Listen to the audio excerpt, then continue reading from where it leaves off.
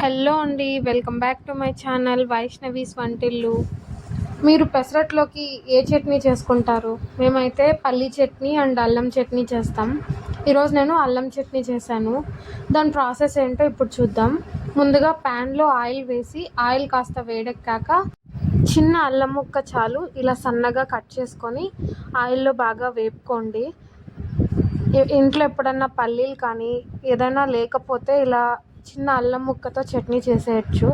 Simple and ఈజీగా, టేస్టీగా కూడా ఉంటుంది.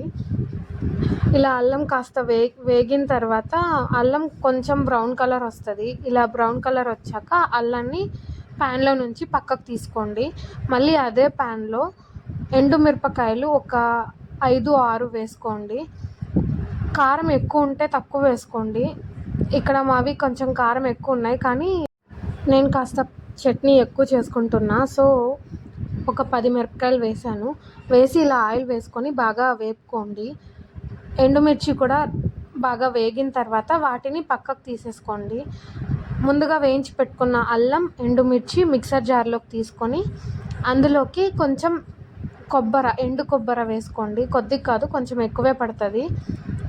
ఎండు కొబ్బరి అలాగే కొంచెం ఉప్పు, కారంకి తగ్గట్టు ఉప్పు వేసుకొని బాగా గ్రైండ్ చేసుకొని పెట్టుకోండి. అదే మిక్సర్ జార్లోకి ముందుగా నానబెట్టుకున్న ఒక నిమ్మకాయ సైజ్ అంత చింతపండుని ఇందులో వేసుకోండి. అలాగే 1 టేబుల్ స్పూన్ బెల్లం పొడి వేసాను నేను. మీ దగ్గర బెల్లం ఉంటే వేసుకోండి. వేసి ఇలా మెత్తని పేస్ట్ లాగా గ్రైండ్ చేసుకొని పెట్టుకోండి. చూడండి కొంచెం అల్లం ముక్కకి ఎంత చట్నీ అయిందో. సో మీరు కారం కావాలంటే తక్కువ వేసుకోవచ్చు. ఈ కన్సిస్టెన్సీలో చట్నీ చేసుకొని పక్కన పెట్టేసుకోండి. ఒక బౌల్లోకి ట్రాన్స్ఫర్ చేసుకొని తర్వాత ప్యాన్ పెట్టి ప్యాన్లో ఆయిల్ వేసి ఆయిల్ వేడెక్కాక ఆవాలు, జీరా, పోపు దినుసులు అన్నీ వేసి అవి చిటపట్లాడిన తర్వాత కాస్త కరివేపాకు వేసి కరివేపాకు చిటపట్లాడిన తర్వాత స్టవ్ ఆపేసి తరువాతని అల్లం చట్నీలోకి వేసుకోండి. అంతే, అల్లం పచ్చడి రెడీ.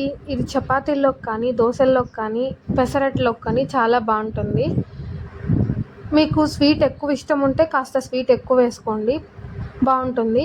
మేము స్వీట్ తక్కువ తింటాం కాబట్టి కాస్త తక్కువే వేసాను. అంతే, పెసరట్టు పోసుకొని దానిపైన ఆనియన్స్ చల్లుకొని అల్లం చట్నీ అద్దుకొని తింటే బ్రేక్ఫాస్ట్ రెడీ. ఈ వీడియో మీకు నచ్చినట్లయితే please do like, share and subscribe. Thanks for watching. Bye.